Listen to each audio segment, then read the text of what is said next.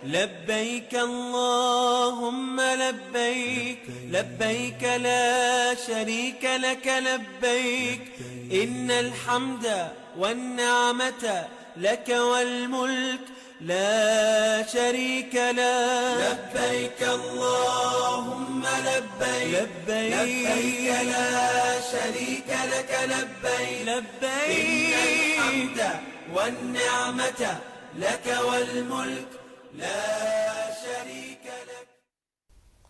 ناظرین کرام، بنوریا میڈیا کی خصوصی ٹرانسمیشن میں ایک بار پھر آپ تمام کا خیر مقدم کرتے ہیں. سیگمنٹ ہے ہمارا فلسفہ عبادات. اور اچھا، یہ میں اس کی ابتدا میں بات ضرور کہنا چاہتا ہوں کہ ہم قرآن کی روشنی میں، احادیث مبارکہ کی روشنی میں قربانی کیا ہے، حج کیا ہے، پورے رمضان بھی ہم نے عبادات سے متعلق، نفلی عبادات سے متعلق، سنتوں سے متعلق، فرائض سے متعلق گفتگو کی ہے. لیکن یہ ہمارا بہت ہی خاص سیگمنٹ ہے، بہت ہی منفرد سا سیگمنٹ ہے. اور اس میں اچھا، ابتدا میں یہ بات واضح کر دینا ضروری سمجھتے ہیں کہ ہمارا ایمان کامل یہی ہے کہ جو پروردگار عالم نے فرما دیا، جس کا حکم دے دیا، جسے فرض قرار دے دیا، وہ پتھر پر لکیر ہے. اور ہمارے لیے اس معاملے پر کسی اور دلیل کی، کسی لاجک کی ضرورت نہیں ہے، کیونکہ جو شریعت کہہ دے وہاں ہم عقل کو پیچھے رکھتے ہیں. مفتی رشید صاحب کے الفاظ مجھے یاد آ گئے کہ جہاں سے شریعت کا آغاز ہو وہاں آپ کو عقل چھوڑ دینی چاہیے، شریعت کے احکامات پر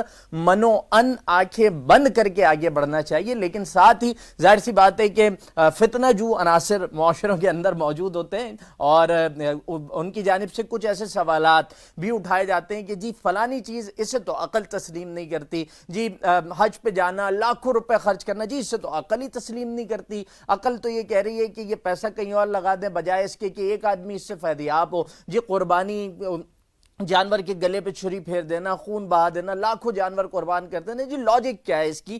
تو ہم نے انہی سارے سوالات کو مد نظر رکھتے ہوئے سیگمنٹ کو ڈیزائن کیا ہے. نام ہے اس کا فلسفہ عبادات، اور اس پر گفتگو کرنے کے لیے جامعہ بنوریا عالمیہ کے ریسرچ اسکالر ہیں. رمضان میں بھی آپ نے دیکھا بڑی مدلل گفتگو دلائل کی روشنی میں اور لاجک کی بنیاد پر، کیونکہ جو لوگ لاجک مانگتے ہیں ان کے لیے لاجیکل جواب ہم لے کر آئیں. ٹھیک ہے جی، ہمارے ساتھ موجود ہیں جناب مفتی سید فصیح اللہ شاہ صاحب. السلام علیکم. وعلیکم السلام ورحمۃ اللہ. مفتی صاحب کیسے ہیں؟ اللہ کا کرم فضل، آپ ٹھیک ہیں؟ الحمدللہ الحمدللہ. آنے میں آپ کو تو کوئی دقت نہیں ہوئی آج برسات کے باعث؟ آج تو برسات کی وجہ سے سارے ساتھی پریشان ہوئے، لیکن اللہ نے پہنچایا، شکر ہے. الحمدللہ الحمدللہ. اللہ اسی طرح بخیر و عافیت واپس بھی لے کر جائے. آمین آمین ثم آمین. جس طرح میں نے ابتدا میں ایک پورا خاکہ تو کھینچ دیا ہے مفتی صاحب اس سیگمنٹ سے متعلق، پہلا سوال یہ کرنا چاہتا ہوں کہ فرمائیے گا کہ حج کا فلسفہ کیا ہے، بیان کیجئے. جی بسم اللہ الرحمن الرحیم. آپ نے تو بہت وضاحت اور کھلے الفاظ میں سمجھا دیا کہ ایک مومن کے لیے، مسلمان کے لیے تو اللہ کا حکم ہی ہے بس، اور اس کا آخری اور پہلا فلسفہ یہی ہے. لیکن ہمارے ہاں جب فلسفے کا نام آتا ہے تو ہم کسی چیز کو عقل کی بنیاد پر اس کو سمجھنے کی کوشش کرتے ہیں. ظاہر ہے اللہ تعالیٰ نے اپنے جو احکامات دیے وہ عقل والوں کو دیے ہیں. اب دیکھیں دنیا میں تو بہت سارے جاندار ہیں، بہت سارے جانور ہیں، ان میں سے کسی کو نماز کا حکم نہیں، روزے کا نہیں، حج کا نہیں، کوئی حکم نہیں. لیکن تمام کے تمام مخلوق میں انسان کو اور جنات کو اللہ تعالیٰ نے ان عبادات کا مخاطب بنایا، کیونکہ ان میں اللہ نے عقل رکھی ہے. تو ایک تو یہ کہ تسلیم کرنا ہے، دوسرا یہ کہ تسلیم کرنے کا ایمان کا مطلب یہ نہیں ہے کہ سمجھے بھی نہیں. اگر سمجھنا نہیں ہے تو پھر اللہ نے عقل کیوں دی ہے؟ بالکل. تو ایک چیز کو ماننا بھی ہے اور سمجھ کے ماننا ہے. تو فلسفہ اسی کو کہتے ہیں کہ اللہ تعالیٰ کے جو احکامات ہیں ان کو سمجھا جائے. اب اس کے مختلف پیراڈائم ہوتے ہیں. ہمارے ہاں جو ابھی فلسفہ اور عقلی جو سٹینڈر ہے وہ یہ کہ بھائی مغرب سے جو سٹینڈر ہمیں ملا ہے تو اس سٹینڈر میں ہم اپنے مذہبیات کو بھی سمجھنے کی کوشش کرتے ہیں، حالانکہ وہاں جو عقل کے سٹینڈرز پیراڈائم طے کیے گئے ہیں وہ وہاں کے ماحول سے ہیں، ان کے فلسفے، ان کے علوم کے اعتبار سے ہیں. اس میں مذہبیات کو سامنے نہیں رکھا گیا. لیکن اس کا یہ بھی مطلب نہیں، جب بھئی ہم کہتے ہیں کہ بھائی دین میں عقل نہیں چلتی، عقل نہ چلنے کا مطلب یہ کہ مغرب سے جو چیز منتقل ہوئی ہے اور وہ عقلی پیراڈائم وہاں جو پروڈکٹ ہوا یہاں پر پھر جو ایکسپورٹ ہو اور اب امپورٹ ہو رہا ہے تو وہ پیراڈائم دین میں نہیں چلتے. ہاں یہ کہ دین کا اپنا ایک عقلی پیراڈائم ضرور ہے. بالکل ہے، بالکل ہے. تو ہم نے دین کو سمجھنا ہے تو دین کی عقلی پیراڈائم میں ہم نے اس کو سمجھنا ہے. تو اللہ رب العزت نے جو ہمیں دین دیا تو اس کا عقلی پیراڈائم یہ ہے کہ مذہب میں ایک تصور یہ ہے کہ ہمارے اوپر کوئی اور ہستی ہے، بالاتر ہستی ہے جس کو ہم اللہ کہتے ہیں، خدا کہتے ہیں، خالق کائنات کہتے ہیں، اور ہم اس کے بندے ہیں. اب عقل مانتی ہے کہ بھائی جو بندہ ہے، جو محکوم ہے، وہ اپنے حاکم کی مانے، حاکم کی بات کو تسلیم کرے، یہ تو عقل کہتی ہے. اچھا اگر کوئی حاکم حکم کرے اور اس کا جو ماتحت ہے، محکوم ہے، وہ اس کی نہ مانے تو عقل کہتی ہے کہ بھائی یہ نافرمان ہے، یہ غلط کر رہا ہے، یہ بالکل غلط کر رہا ہے. عقل کہتی ہے غلط ہے. تو اس فلسفے کی بنیاد پر تمام عبادات کو اگر ہم دیکھیں تو تمام کے تمام احکامات دین اسلام کی عبادات وہ بالکل عقلی پیمانوں پر پورے اتر رہے ہیں. ہاں جو مغرب کے عقلی پیمانے ہیں ان پر پورا نہ اترے تو نہ اترے، جی ہاں، اس کا تو تعلق کوئی دین سے نہیں ہے نا، اس کا اپنا ایک سکوپ ہے، اپنا ایک دائرہ ہے، اور دین کا اپنا ایک دائرہ ہے.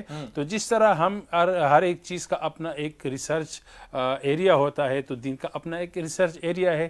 ہر چیز کو اپنے ایریا میں سمجھنا ہوگا تو دین کو ہم نے اپنے ایریا میں سمجھنا ہے. اور وہاں کے جو علوم ہیں، جو دنیاوی علوم اور انسانی علوم جو ایجاد کیے گئے ہیں، ان کو پھر ہم اسی پیراڈائم میں، اسی دائرے میں سمجھنے کی کوشش کریں گے. تو بنیادی طور پر تمام عبادات کا جو فلسفہ ہے وہ حاکمیت اور محکومیت کا ہے کہ انسان کے اوپر کوئی بالاتر ہستی ہے. اب دیکھیں ہم روڈ پہ جا رہے ہوتے ہیں تو ہم رول کو فالو کرتے ہیں نا، بالکل قانون کے مطابق جاتے ہیں. اب اگر ہم یوں کہیں کہ بھائی میں نے جو ہے وہ لیفٹ کے بجائے رائٹ سائڈ گاڑی چلانی ہے اور پولیس ہمیں روکے تو وہ ہمیں کیا کہتی ہے؟ پولیس ہمیں یہ کہتی ہے کہ بھائی آپ نے قانون کو توڑا، آپ قانون کو فالو کریں. ہم یہ نہیں کہتے کہ بھائی یہ قانون کیوں بنا ہے، یہ ہمیں سمجھا دو، اس کی حکمت کیا ہے. آپ کی عقل اگر مانتی ہے تو میری عقل تو نہیں مانتی کہ میں لیفٹ چلوں، میں تو رائٹ کو صحیح سمجھتا ہوں. تو پولیس آپ کو یہی کہے گی کہ بھائی جب کسی ملک میں آپ رہ رہے ہیں اور کسی حاکم کے ماتحت میں آپ رہ رہے ہیں تو اس قانون کو آپ نے ٹھیک ہے، اگر سمجھ میں آپ کو آتی ہے تو ٹھیک ہے، اگر سمجھ میں نہیں بھی آتی تو آپ کو فالو کرنا ہے. تو اس طرح دین جو ہے، عبادات جو ہے، اللہ کے احکامات، یہ اللہ کے قوانین ہیں. اللہ نے قانون دیا تو جس کے لیے قانون بنا ہے وہ اس کو فالو کرے گا.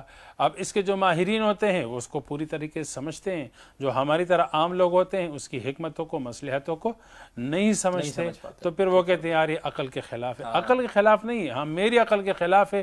مجھ سے جو اوپر کے سمجھدار لوگ ہیں اور ماہر لوگ ہیں، قانون کے ماہرین ہیں، وہ ہر قانون کی حکمت اور مصلحت کو اور فائدوں کو بھی جانتے ہیں، ان سے پوچھا جائے.